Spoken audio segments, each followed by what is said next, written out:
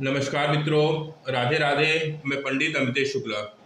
आज मैं आप लोगों के सामने एक जन्म कुंडली अध्ययन के लिए लेकर आया हूं। जन्म की तारीख है 4 दिसंबर 1991। समय है सुबह 11:07। जन्म स्थान है रायपुर। एक बार पंचांग देख लेते हैं। पक्ष बन रहा है कृष्ण, तिथि चतुर्दशी, नक्षत्र विशाखा, दिन है बुधवार, योग है अतिगंड, करण है विष्टि और गण बन रही है राक्षस। मकर लग्न की कुंडली बन रही है। मकर लग्न की कुंडली बन रही है। लग्नपति एवं धनपति शनि लग्न में बैठे हैं। लग्न का मान बन रहा है 24 डिग्री 52 करा। वहीं लग्नेश शनि का अंश है 9 डिग्री 17 करा। उत्तराषाढ़ा नक्षत्र में बैठे हैं।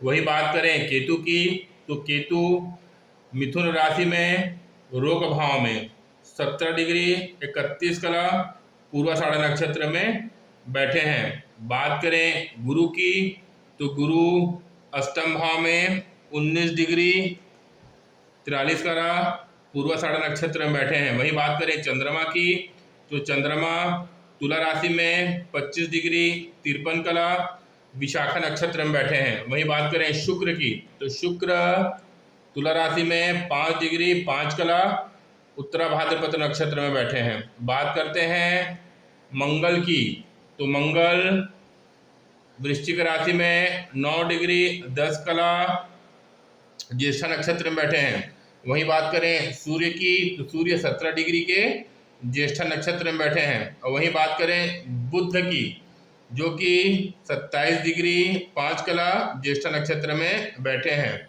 राहु की बात करें, तो राहु व्यय भाव में बैठे हैं 17 डिग्री 31 कला के।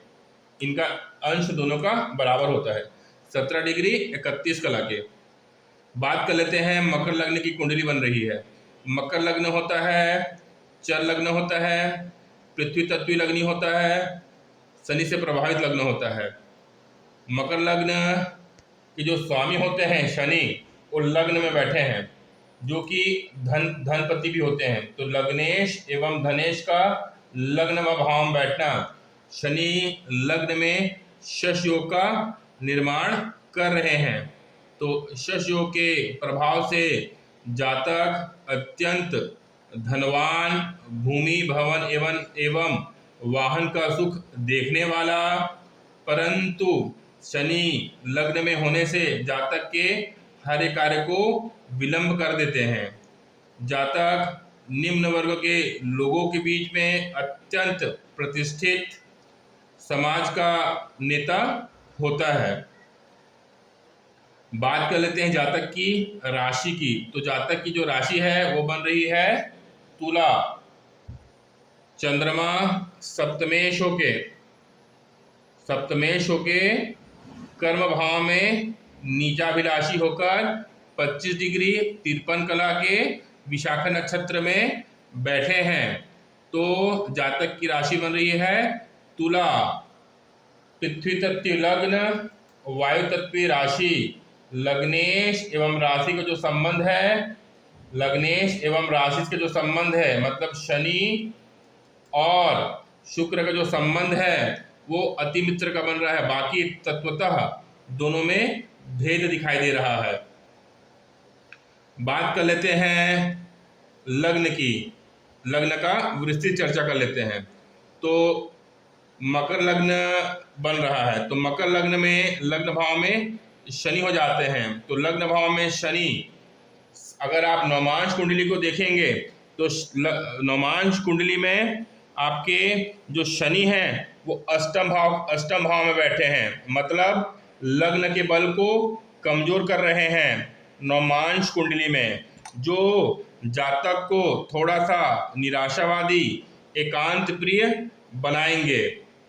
बात करते हैं केतु की, तो केतु जन्म कुंडली में रोग, रिपु एवं ऋण भाव में बैठे हैं। तो केतु का रोग, रिपु एवं ऋण भाव में बैठना इस ओर इंगित करता है कि जातक को अपने जीवन उपरांत भ्रमात्मक रोग देखने को मिल सकता है। वहीं बात करें केतु की, तो जो केतु है जातक के व्यय भाव में बैठे हैं, तो केतु और राहु का संबंध मतलब रोग भाव में और व्यय भाव में बन रहा है, जो जातक को जीवन में कोर्ट कचहरी से संबंधित समस्याएं दे सकते हैं। बात कर लेते हैं अब गुरु की। गुरु मकर लग्न की कुंडली में समभाव का फल देते हैं, मतलब न बुरा प्रभाव देते हैं न अच्छा प्रभाव देते हैं, सम हो जाते हैं। तो गुरु पराक्रमपति एवं पराक्रमेश एवं व्ययपति होके गुरु कुंडली के अष्टम भाव में बैठे हैं, 19 डिग्री 43 का पूर्वाषाढ़ नक्षत्र में बैठे हैं, जो कि विपरीत राजयोग में है। क्योंकि लग्नपति लग्न में एवं तीसरे छठवें एवं आठवें भाव का स्वामी का तीसरे छठवें आठवें भाव में होना ये विपरीत राजयोग की ओर इंगित करता है। तो इनका जो गुरु है वो विपरीत राजयोग में है। बात कर लेते हैं शुक्र की, जो कि जन्म कुंडली में ज्ञानपति एवं कर्मपति होके कर्म भाव में मालव्य योग बना रहे हैं। तो ज्ञान भाव का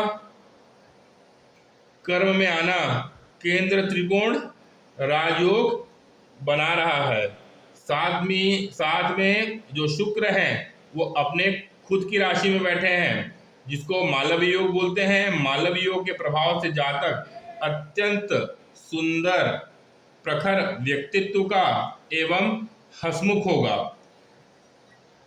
बात करते हैं इस शुक्र की। इस शुक्र को आप जब देखेंगे तो इस शुक्र पर किसी भी ग्रह की दृष्टि नहीं पड़ी है, एकमात्र शनि शुक्र को देख रहे हैं।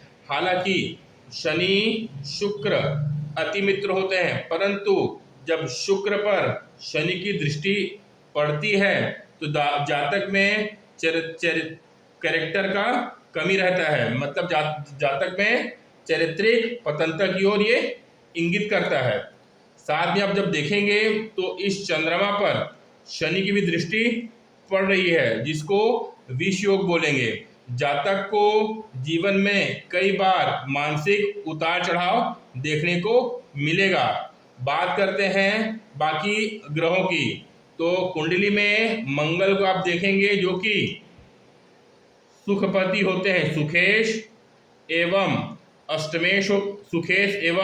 लाभेश के लाभ भाव में बैठे हैं। किसके साथ बैठे हैं? सूर्य के साथ बैठे हैं, जो कि सूर्य कुंडली में अष्टमेश के लाभ भाव में बैठे हैं। सूर्य मंगल की युति लाभ भाव में अत्यंत श्रेष्ठ होता है, जिसके कारण जातक के लाभ की ओर वृद्धि दिखाएगा, अर्थात जातक को लाभ के दृष्टिकोण से कुंडली को ये मजबूत कर रहे हैं। बात करते हैं बुध की, जो कि कुंडली में रोग, रिपु, ऋण भाव के स्वामी एवं भाग्य के स्वामी होके लाभ भाव में बैठे हैं। 27 डिग्री ज्येष्ठ नक्षत्र खुद के नक्षत्र में बैठे हैं। हालांकि बुध सूर्य से अस्त हो जा रहे हैं। यह इस ओर इंगित करता है कि जातक अत्यंत भाग्यवान होगा, क्योंकि भाग्य के जो स्वामी का लाभ भाव में बैठना महाधनी योग की ओर इंगित करता है। वैसे भी धनपति का लग्न में बैठना, भाग्यपति का लाभ में बैठना जातक को आर्थिक दृष्टि से मजबूत बनाएंगे। एक बार नवमांश कुंडली की ओर भी अपन देखते हैं। नवमांश कुंडली में आप देखेंगे तो सिंह लग्न की कुंडली बन रही है। लग्नपति होते हैं सूर्य, जातक के ज्ञान भाव में बैठे हैं। वहीं ज्ञानपति होते हैं गुरु, जो कुंडली के धन भाव में बैठे हैं। जब ज्ञान भाव का स्वामी का धन भाव में बैठना ये दिखाता है जातक प्रखर वक्ता होगा, मतलब बातचीत करने में उसे कोई परास्त नहीं कर पाएगा, परंतु एकांत प्रिय रहेगा क्योंकि लग्न में शनि बैठे हैं। बात कर लेते हैं दूसरे ग्रह की। तो मंगल का जब आप देखेंगे नवमांश कुंडली में, तो मंगल भाग्यपति एवं सुखपति होके इस भाव में बैठे हैं राहु के साथ में।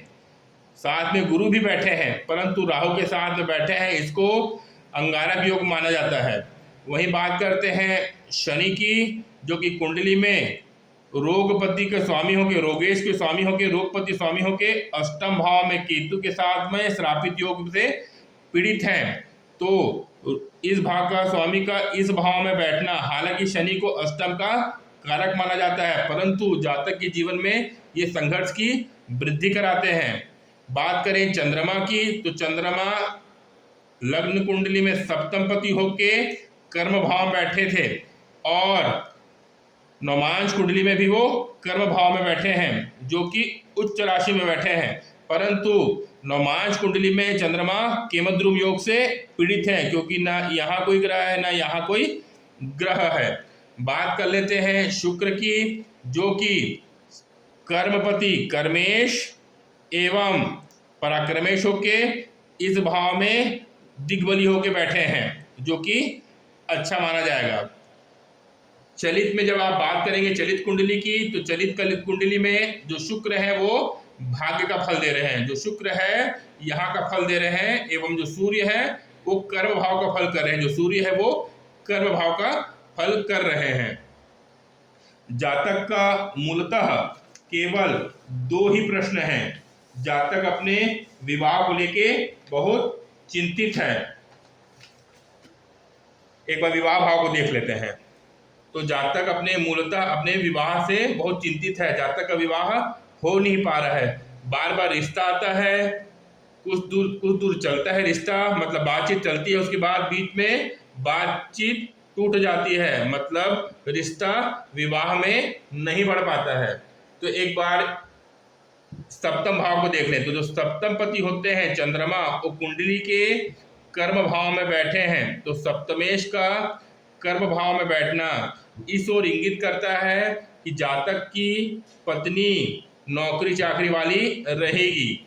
साथ में अगर सप्तम भाव में चंद्रमा होते हैं तो ये दिखाता है कि जातक की पत्नी अत्यंत भावुक होगी, जातक एकांत प्रिय एवं निराशावादी रहेगा, परंतु उनकी जो धर्म पत्नी है वो अत्यंत भावुक होगी। इस भाव पे देखेंगे तो इस भाव पे केवल शनि की सप्तम दृष्टि पड़ रही है, मतलब शनि सप्तम भाव को और इसके स्वामी चंद्रमा को, दोनों भाव को देख रहे हैं, जो कि सप्तम भाव को पीड़ित कर दे रहे हैं।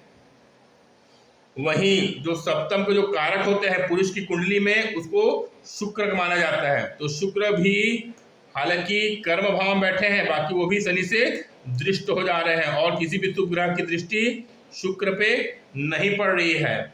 बात कर लेते हैं नवमांश कुंडली की। तो नवमांश कुंडली में भी आप देखेंगे तो जो चंद्रमा है हालांकि उच्च राशि में, परंतु केमद्रुम योग से और शनि से वो दृष्ट है। साथ में शुक्र की दृष्टि पड़ रही है, परंतु केमद्रुम योग हर राज्यों को भंग कर देता है।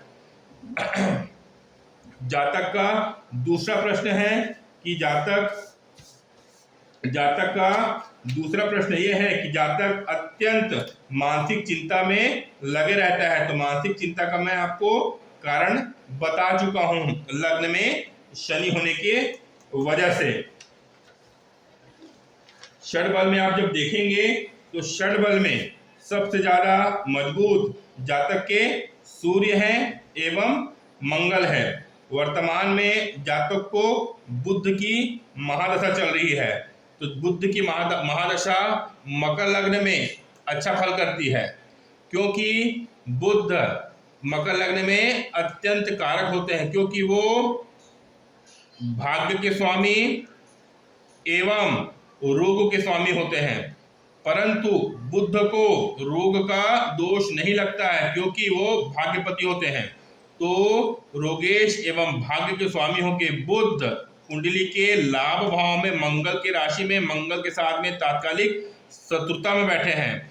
परंतु लाभ भाव में कोई भी ग्रह खराब फल नहीं करते हैं। वैसे भी बुध बली है, स्वयं के नक्षत्र में बैठे हैं, तो जातक को अभी बुध की महादशा में शुक्र का अंतर्दशा चल रहा है। तो शुक्र जन्म कुंडली में ज्ञानपति एवं सप्तम पति होके सप्तम भाव में बैठे हैं, दोनों का संबंध द्विद्वादश का बन रहा है। तो जो जातक का जो समय बोल सकते हैं वो ठीक ठाक चल रहा है। जातक एक प्रश्न और है, जातक चर्म रोग से पीड़ित है, तो चर्म रोग का कारण बुध को माना जाता है, क्योंकि ये कुंडली के छठे से छठा भाव है, मतलब इस भाव से रोग का भी विचार किया जाता है। वैसे भी रोग का जो कारक होता है मंगल, वो इस भाव में बैठा है, दोनों एक साथ बैठे, तात्कालिक शत्रुता बैठे हैं, जो जातक को दीर्घकालिक रोग की ओर, दीर्घकालिक चर्म रोग की ओर इंगित कर रहे हैं। वैसे भी केतु बैठे रहता है, तो जातक को कोई भी दवा जल्दी सूट नहीं करती है।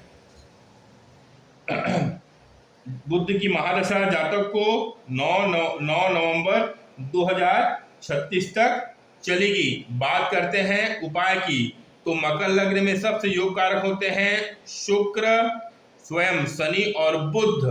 तो शनि देखेंगे तो लग्न में बैठे हैं, तो मैं शनि के रत्न की ओर जाने को नहीं करूंगा, क्योंकि लग्न में शनि वैसे भी जातक को निराशावादी बना देते हैं।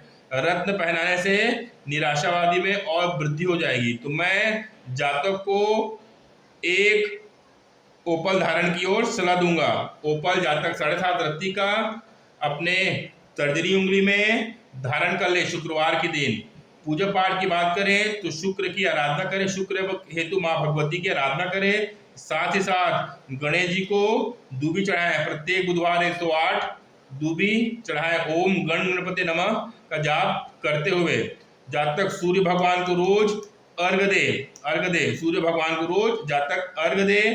साथ में जातक का मंगल अत्यंत बली है, तो ज्यादा बली मंगल भी थोड़ा सा अच्छा फल नहीं करता है, तो मंगल का बीज मंत्र भी जातक कर सकता है। साथ ही साथ हनुमान चालीसा का पाठ एवं सुंदरकांड का पाठ प्रत्येक शनिवार को जातक करे। राहु केतु का संबंध बन रहा है, ऊपर से चंद्रमा नीचाभिलाषी है, तो भगवान शंकर की आराधना की ओर भी मैं बोलूंगा। तो ये था एक व्यक्ति का जन्म कुंडली का अध्ययन। अगर आपको मेरा अध्ययन करने का तरीका अच्छा लगे तो कृपया करके लाइक, शेयर एवं सब्सक्राइब करें। बोलो जय माता दी की।